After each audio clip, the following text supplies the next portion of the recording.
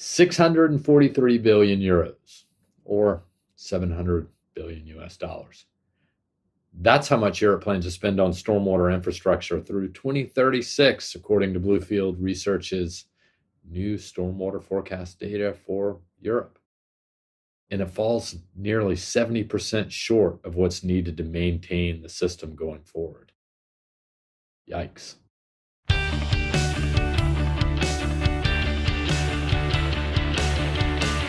I am Reese Tisdall, and this is episode number 142 of the Future Water Podcast. And today, we're going to talk Australia, the driest inhabited continent on Earth, population growing faster than its water infrastructure can keep up with, and a digital water market that is about to more than double over the next decade. It's one of those markets that doesn't always make the top of global conversation, but it plays an outsized role in the global water sector. Today, I'm going to sit down with Lee Ramsey, a senior analyst at Bluefield Research, who spent a significant amount of time mapping exactly what's happening on the ground in Australia, the utilities, the vendors, the technology trends, and the competitive dynamics that are reshaping how Australia manages not only its most critical resource, I guess it's our most critical resource, universally speaking. We're going to cover a lot of ground, from a $17 billion market opportunity for smart metering rollouts, covering nearly a third of the national population, to surprising players cracking into some of the biggest contracts. And we'll close with what I hope is, what can the rest of the world learn from Australia's experience? So we'll do that. And then after that, we'll get into what caught my eye this past week. As we have done, we've shifted it towards the back end of the podcast. But also, real quickly, I want to follow up on mailbag number 141, which is the last episode. Question that keeps coming up, and honestly, failed to address it. Kind of got by me for some reason. Question is, are we headed towards a federal funding cliff? Well, the short answer is yes. But rather than go into all the detail here, I just recorded a Bluefield on Tap segment with Dave McGimsey. I do this every month with him on the Water Values podcast. And that's one of the questions, that is the question we addressed. Are we heading towards a federal funding cliff? And so where we dig into the market is about, what are we worried about? We share some perspectives on hardware, engineering, and publicly traded IOUs, what it may mean for them. So there's a little bit of a cross-sell, admittedly, but you can learn more on the Water Values podcast on your app. So just go to that, look for Dave McGimsey.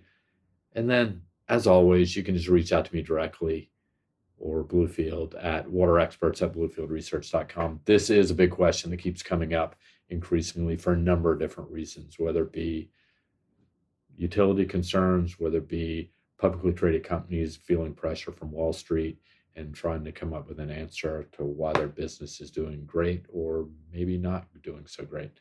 A lot going on there. So that being said, let's get to Lee Ramsey and talk about what's happening in digital water in Australia. All right, so I'm joined here by Lee Ramsey. Lee, what's going on? Where are you these days? I am in Boston, looking forward to some warmer weather, hopefully, if we can get past this rain and get into some sunshine. Yeah, with our new format of the podcast, I started to always talk about the weather. And I kind of liked it because at some point I was going to use AI to go through every transcript to kind of gauge what the weather was like from at least in 2-week increments. Maybe I should do that. So thanks for bringing that up. I mean, I don't know. It's sunny. I'm across the river from you, but it's sunny and cool. Yeah. But that's the way it goes. All right. Well, what is not cool necessarily, although they're heading towards winter, and that is Australia.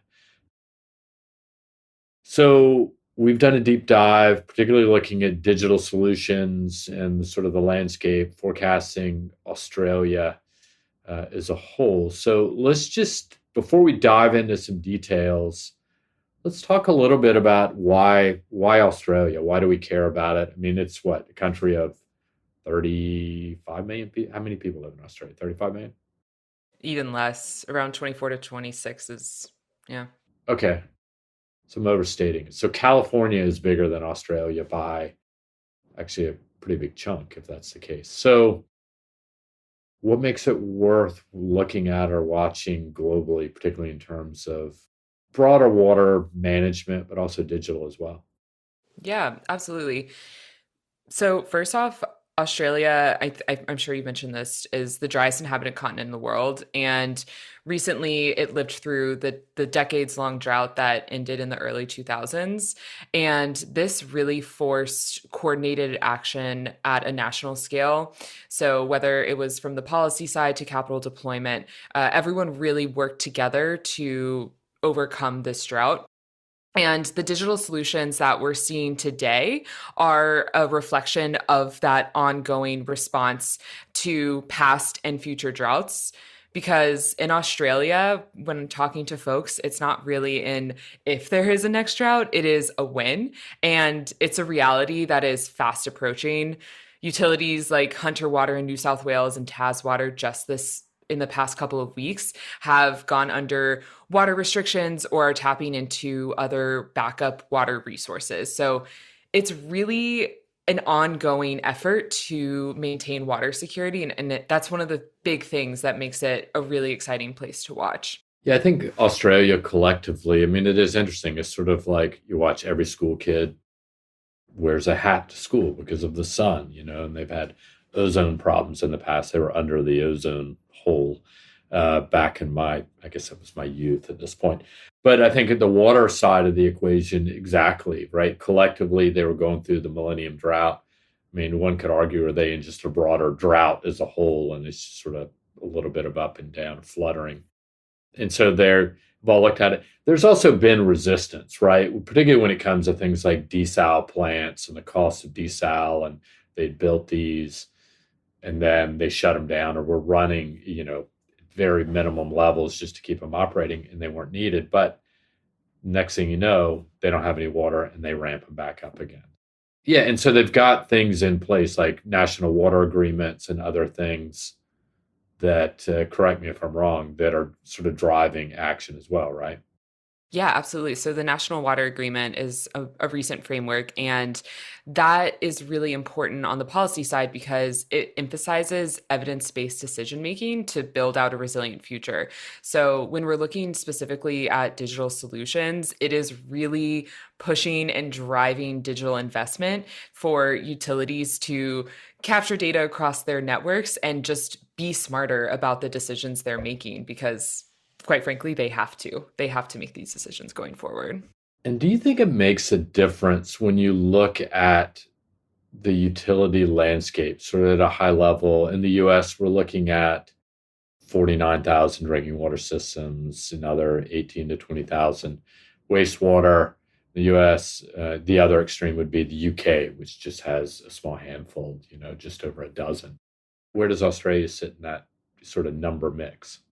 Yeah, it definitely is leaning more towards the UK style landscape. So there is a lot more concentration in urban utilities and the tier one utilities, which for us we assume is utilities serving more than 1 million in population. There are 8 tier one utilities that account for 60% of the total market value. So there's a lot of concentration. And then even breaking that down even further, just 3 cities, Sydney, Melbourne, and Brisbane alone account for 40% of the forecast spend. So it's a very concentrated market in that way. And winning these utilities can mean a lot for vendors, but also they are setting the benchmark for digital solutions in Australia. And what we see these large utilities doing will certainly cascade down to the remaining smaller and medium sized utilities in the rest of the country. All right, so let's size the market. So, with that being said, I think that's super helpful. Highly concentrated, 3 cities make up a big chunk of it. Like you said, what are the dollars? What kind of numbers are we talking about? Yeah. So the total value, cumulative value from 2026 to 2036 is at $17 billion. And all of these numbers are in US dollars. We should probably note early on. But kind of breaking that down, it the market is more than doubling from over this time span, starting at 958 million this year, and we project it to grow to 2.4 billion. And this really just harps back to the sense of urgency that these utilities are under. And these are digital solutions we're talking about. Can you give me like real quick, like what does that cover? Yeah, absolutely. So technically, it covers 35 different segments, but when you think about it, a lot of the meat in that is in your foundational digital solutions, including things like SCADA systems that are going into your plants and remote pump stations, as well as everything from customer meters to network monitoring devices and any of the software that is helping to make use of that data or model the networks as well. So definitely covers a lot. Yeah, I think that's, I know, maybe one of the frustrations of our marketing team. It's like really 35 segments, everything from, like you said, SCADA systems down to cybersecurity, customer management, and so on. So, all right, well, let's look even beyond. You mentioned drought and water stress, largely speaking. What are the less maybe obvious structural pressures forcing utilities to digitize faster than they might otherwise choose to? Yeah. So, like a lot of other places across the world, aging infrastructure is a crisis in Australia.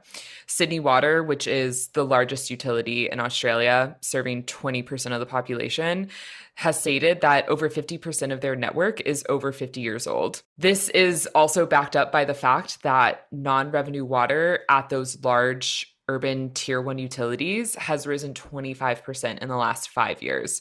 So, definitely is an issue that's taking place across the country. One thing that I found really interesting is that recently, Water Corporation in Western Australia has stated that they're allocating $120 million to maintenance over the next 2 years to target leaks and aging infrastructures. And this is a part of their broader over $2 billion budget for the next 2 years. So not only are we seeing these operational issues, we're seeing utilities putting money and resources to these problems as well currently. And this kind of bleeds into the next thing that's happening, which is those financials pressures.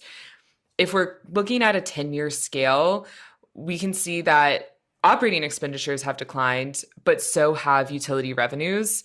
And this is against the backdrop of rising capex. So capital expenditures have risen 83% over the last 10 years, and the drop in operating costs have not made up for that.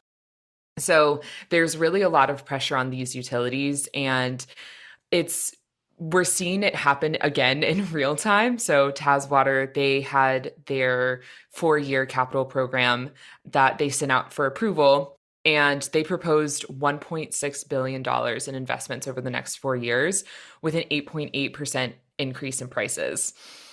Regulators got back to them and said no. Instead proposed slashing the cap in OPEX by half and lowering the price increase to just 4%. So you have these financial pressures where they need to make these large investments, and they're also grappling with this issue with the rise in cost of living. So they're really getting squeezed from both sides, and regulators are really forcing these utilities to be efficient about their capital allocation. Yeah, so I mean, I assume that you mentioned 8.8% or whatever. I mean, I assume part of that is just like global, just inflation and sort of the state of the world today, and that's why they were going high with the expectation. And now, given what's happening with sort of the Iran conflict, whether that was part of the deal or not, it is now because prices seems like they're going to remain high for a while. And so, yeah, I don't know. It's interesting is the regulator being realistic as well. I mean, they've got their own stakeholders. Totally. Yeah. And I mean, just this morning, I heard on the news Australia is an importer of oil mostly. They don't have refineries and capabilities themselves. So, definitely is something that was not a part of the analysis when we were writing this report, but is going to be even more important moving forward. And then it's also, I mean, there are other things that out there. So you've mentioned sort of leakage or infrastructure, aging infrastructure. You've mentioned financial pressures, and then there are other things like, I mean, population or workforce, right? Yeah, absolutely. Population is expected to boom in Australia, particularly in the urban areas where they're projecting water consumption to rise by 73% over the next 30 years, which is huge when you think about all of the droughts that we were just talking about previously.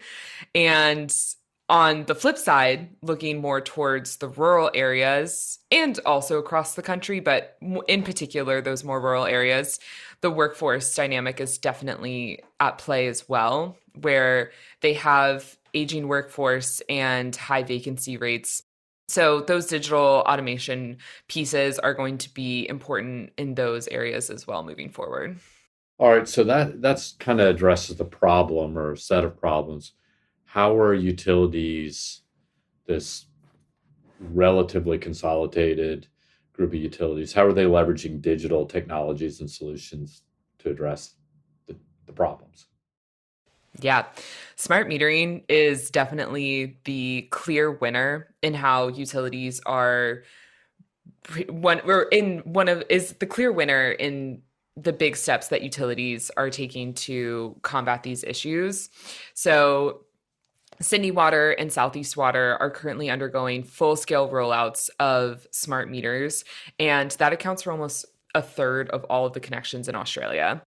And utilities are really positioning smart meters as a way to enhance their water efficiency by providing improved insights into the water demand part of the equation, as well as enhancing their leak detection capabilities with more real time data and better engaging with their customers. So, really empowering their customers with the data that they need to be smarter about their water use.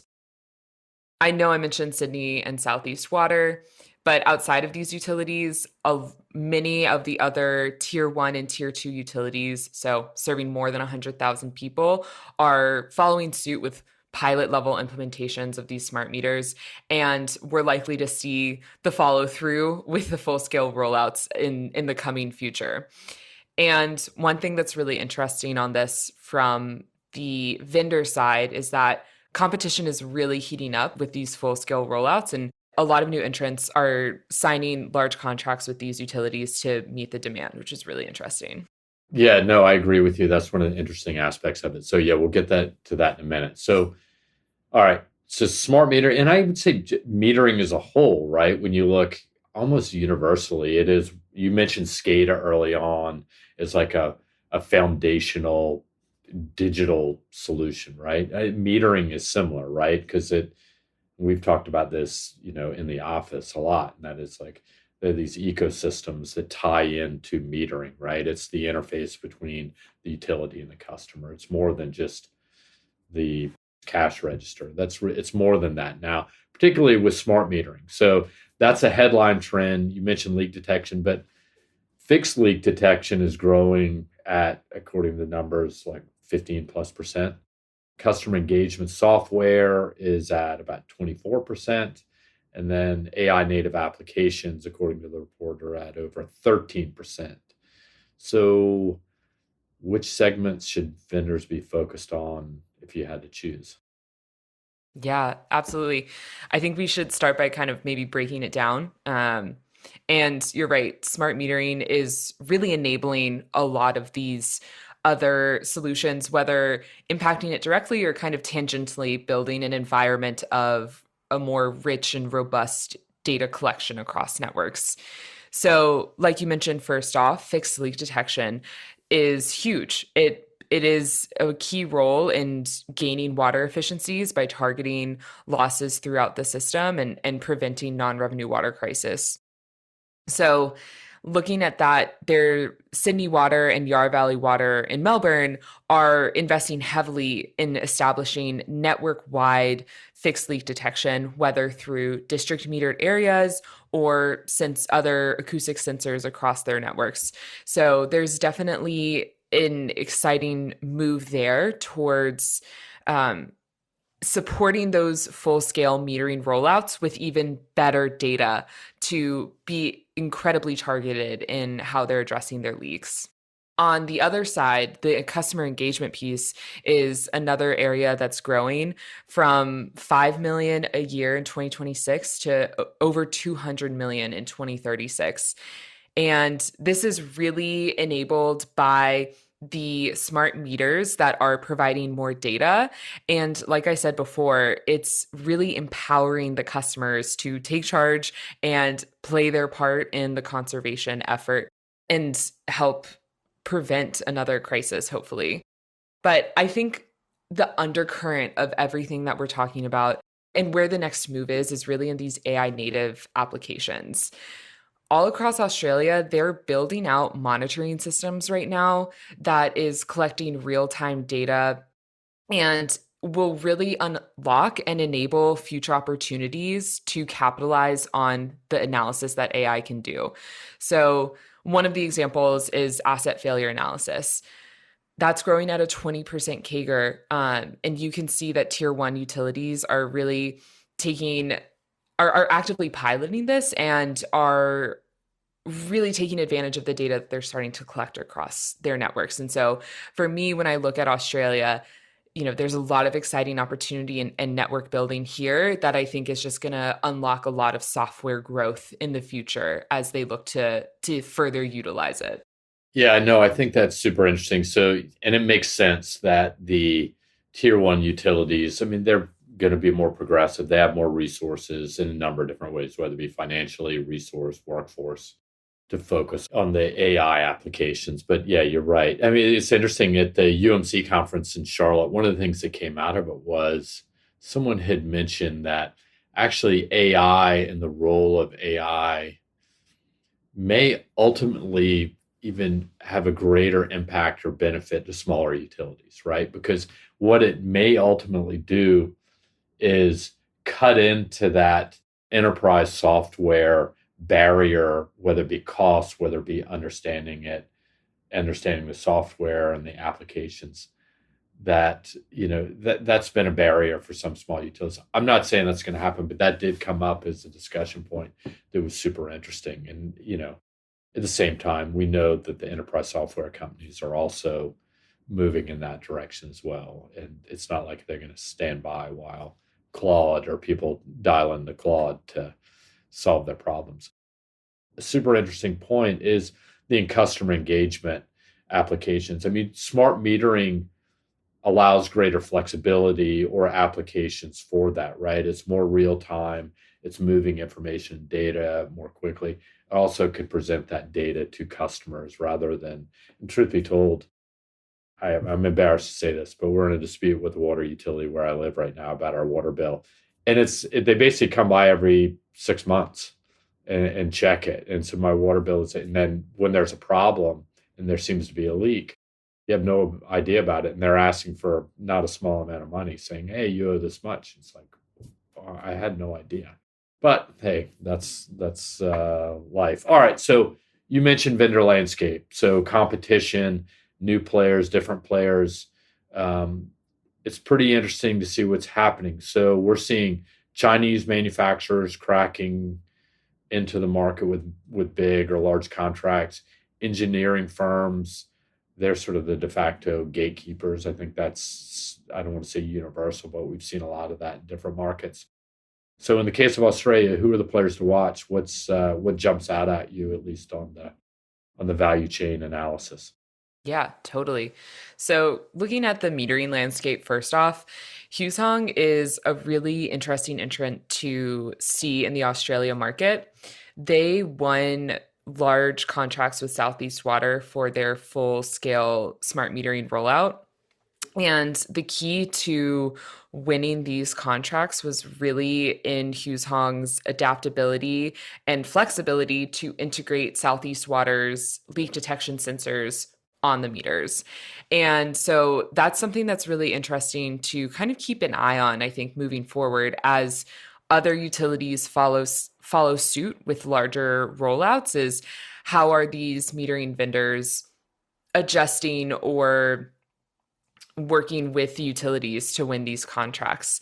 And so the metering landscape is definitely heating up and is one to watch. Can I jump in? Yeah, so they're a Chinese player, right? And it'll be interesting to see what is the do the I don't know. The world's gone crazy in so many different ways, but it'll be interesting to see what happens with like Chinese hardware. I mean, that's their strength, right? Manufacturing strength. They've done it in other industries. I mean, from my own personal experience, the solar market. At one point, it was dominated from 2000 to 2010. It was really dominated largely by Germans, right? They were the ones, and then the Chinese pretty quickly just use their manufacturing might to scale things but drive costs down. I don't know if that can happen in metering, but this it'll be interesting to see what happens here. So sorry to cut in there, but what else you got? Yeah, moving down the value chain in metering specifically, Taggle is another really interesting local player. So they're not a metering manufacturer, but rather an installer and integrator. So they provide end-to-end metering services from installation, connectivity, servicing, and data management for small and medium-sized utilities. I think that this is a really interesting player to watch because they will play a key role in laying the foundation for the next generation of smart metering rollouts for the smaller utilities. And I think also on this point, it is important to note that these local installation and integrator firms are also really very strong partners with utilities of all sizes. So other ones in other areas like detection services or aqua analytics who are doing water leak detection or pipeline condition assessment on the wastewater side are other really important vendors that are key for vendors to be aware of because they're an important middleman, similar to engineering firms on our last point. So, similar to, like you said, a lot of parts of other parts of the world, the engineering firms in Australia are definitely playing a bigger role for utilities. So we're seeing a trend where utilities are signing long-term partnership style contracts with engineering firms. And these are 5 to 10 years to help deploy all of their capital. And they really are becoming even more important gatekeepers. So doing everything from project management to procurement to integration. And this point is emphasized by the fact that in 2025, Tetra Tech acquired Sage Group, and Sage Group is an automation, installation, and integration player at the local scale in Australia. And so you can see that engineering firms are expanding their capabilities and their value to these utilities to hopefully win those contracts and further embed themselves. And again, it's an important part of the value chain, and vendors really need to understand this and see who the big players are for these utilities. Yeah, that was something that came out of some recent research and analysis we did, and it had to do just tying it to other things we've looked at, like AECOM, right? They're looking to grow their advisory or consultative services, sort of to get even further upstairs in places like the UK or WSP. I think was the same thing. They've been acquiring companies, and then Jacobs, that was another one. So they bought out the rest of PA, its remaining stake that they didn't own in PA Consulting, and I think that's a big part of it. How do they expand their share of the pie? These engineering companies to not only design and implement actions within the utility, but help program manage, right? So if you do that, I think the margins are probably a little bit higher, quite honestly, but also then you get to decide sort of what direction the utility goes. No, it's super interesting.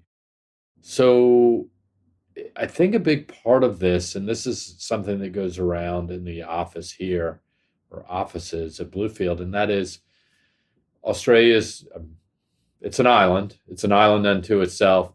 But we've been talking about how progressive it is in many ways for various reasons, climatically, infrastructure, age, leakage. It's competitive. What can the rest of the world learn from Australia? And is this a preview of what everyone, I mean, it's like, to me, I think Australia, with all due respect to Australia, I think California. Like they feel the same to me in many respects for a number of reasons. What can the rest of the world learn? Yeah, absolutely. I mean, bringing it back to what we were saying at the beginning, the Millennium Drought was really a moment that forced a lot of action, a lot of coordinated action from the federal players to utilities and the people of Australia themselves being smart about their water. And there's a lot of those obvious investments like the capital expenditures into desal plants or tapping into new sources of water. And that is something that is replicable. And we're seeing other places that are suffering from the same level of water scarcity replicating, whether that's in American Southwest, Southern Europe, other parts of Southeast Asia. And we're seeing that happen. We're seeing that similar playbook come to mind. But I think looking at a level deeper, I think Australia, where it's at now, also shows that dealing with water scarcity issues is not just about making those one-off capital expenditures into things that are obviously incredibly important part of the equation, but it's about continually building system-wide resilience. And digital solutions are a key part in that, in increasing your water efficiency across the network so that even as issues arise, you're just a little bit smarter and maybe you don't have to make those capital expenditures now. You could maybe defer them or maybe not make them at all if you really hone in on efficiency. But I think that's kind of the big takeaway for me. And that, utilities, it's not just about those big investments. Like they got to keep working, which is really important. Yeah, I think it's a really interesting. I think we've all thought it was an interesting market when we look at digital markets globally, right? I mean, whether it's there are two ways to skin the cat. One is just total dollars per market. So let's just sort of walk me through it. What are the big ones? So the U.S. is obviously big. Where else would you get dollar wise? UK, France, Germany, Spain, the big players in Europe are definitely up there as well. And Australia as well, right? Australia is one of the more progressive. Not only it's got dollar wise, I mean, it's not a huge market, but at the same time, it is really progressive. And so for that reason, it feels like, and I think this is what you're saying, a lot of players are looking at Australia going in. I mean, you mentioned a Chinese company, you mentioned a local player, and you mentioned a US based company. So I know a number of clients are looking at Australia as a growth opportunity. And then and it feels like, just from our perspective, a lot of Australian companies come to us. They're also trying to learn what's happening around the rest of the world. And so there is a bit of back and forth. And it's a market that has demonstrated its willingness and ability to deploy capital or resources towards, you know, technology and efficiency measures. I'm correct in saying that, right? Oh, yeah, totally. Very innovative. I mean, the big utilities all have innovation teams, and they're even commercializing some of that innovation, like IOTA at Southeast Water.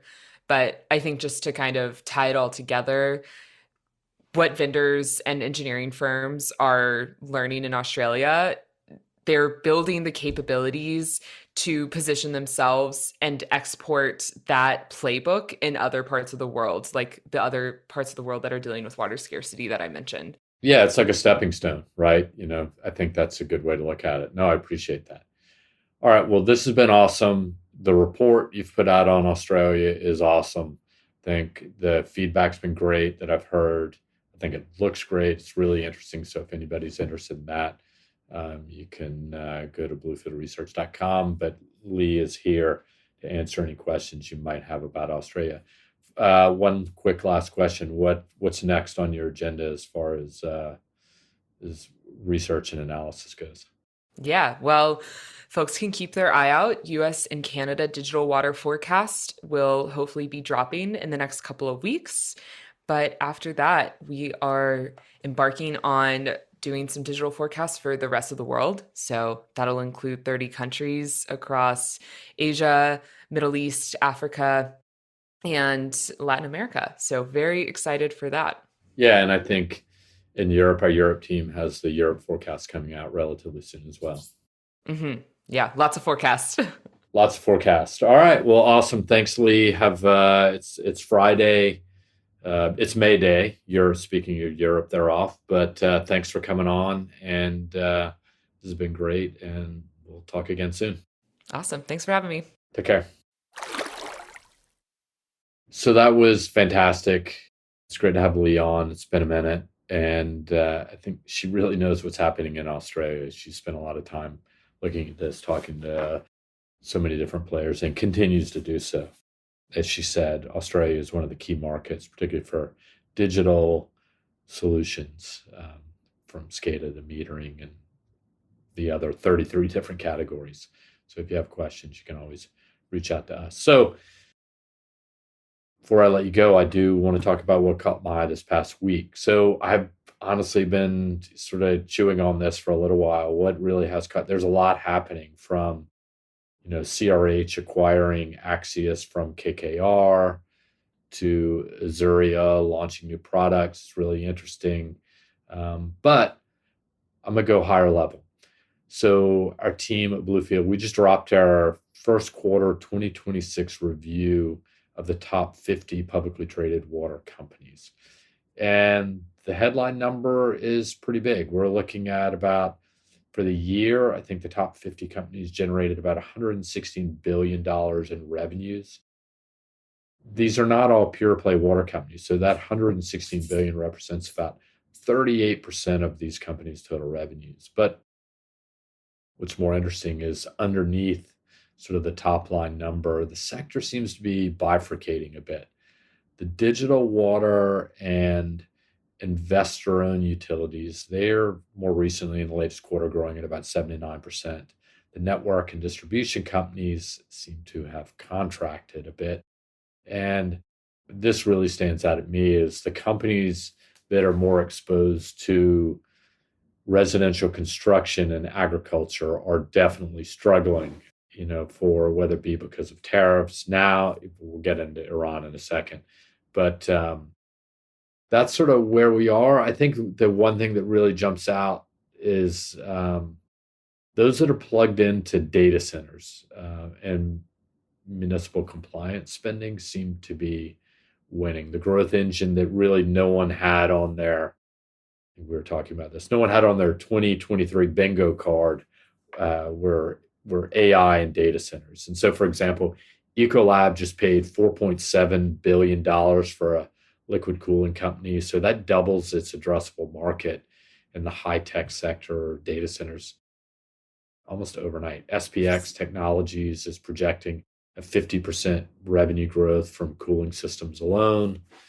Liquid cooling requires high ultra pure water treatment. And it's pulling in companies like Veralto in the market that I don't want to say barely existed 3 years ago, but it is moving fast. The bigger question is, what does that mean going forward when whether you listen to podcasts, read the Wall Street Journal, Bloomberg, Financial Times, and you look at the capital spending for the high tech sector, how real is it? So what can actually be deployed versus what won't be deployed? It's definitely there are a lot the equivalent of wildcatters out there in a boom, and so who's playing their cards correctly or not?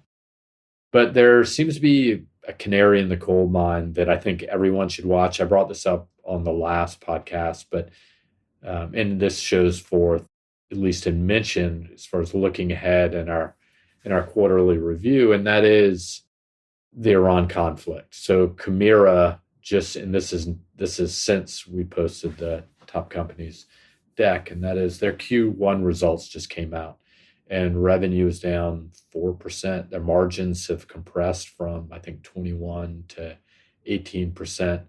And their CEO directly cited the Iran conflict as an accelerant on an already fragile cost environment, meaning, there are concerns about tariffs that's still lingering, what's happening with China and supply chains. But then there's also, other geopolitical factors at play, and Iran is only making it worse. So Khmer sells chemicals into the municipal and industrial water treatment sectors globally, which means they also feel the macro stress maybe before it even shows up in other companies' backlogs, like let's say engineering companies. And if you're global and not just the US companies are still somewhat insulated. Oil prices are up 37%. Europe natural gas is up 62%. As I mentioned before, US average diesel prices are $5.40 a gallon. That's just the national average. If you go out west to California, it's closer to $6.50. So that's hitting chemical inputs. It's hitting logistics, and it's hitting construction bids and operations all at once. So as I said before, be on the lookout for what this means. And as these financials start rolling out over the next couple of weeks to month, looking at Q1, which will capture the Iran conflict, the numbers may look less pretty. So I hope not, but that is a concern. That's what caught my eye this past week. If you have any questions, you can always reach out to us at waterexperts@bluefieldresearch.com, or you can go to our website, bluefieldresearch.com. You can always submit a contact form, register for our Waterline newsletter, or just ask a question. That's what we're here for. We are people. We are not AI. We've got a lot of experience and like to dig through a lot of these topics. Speaking of, if you have any topics for this podcast, future water that is, you'd like us to discuss, you can always reach out to us to talk about what's interesting to you, because we're doing it for you. As always, I do want to thank Kelly Talbot, Steph Aldock, Ryan Sullivan, Mike Gaylor, and everybody who's participated in these podcasts. We are at episode number 142, which who ever thought that would have happened? This is the future of water from Bluefield Research. Until we talk again, be well, be safe, and take care.